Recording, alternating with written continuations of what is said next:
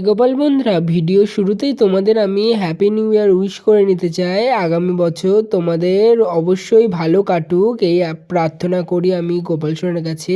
আর বছরের প্রথম দিনই গোপাল সোনার মুখ দেখলে আশা করি সারা বছরই তোমাদের ভালো কাটবে বাবুই সোনার দয়ায়।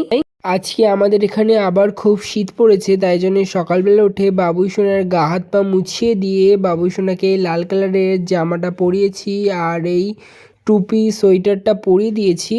এই টুপি সোয়েটারটা পরালে বাবুই সোনার মুখ ভালো করে দেখা যায় না, তাই আমি টুপিটা ঠিক করে অ্যারেঞ্জ করে দিচ্ছি কিভাবে রাখলে বাবুই সোনার পুরো মুখটা দেখা যাবে। তারপর বাবুই সোনাকে তার জুতো দুটো পরিয়ে দিচ্ছি।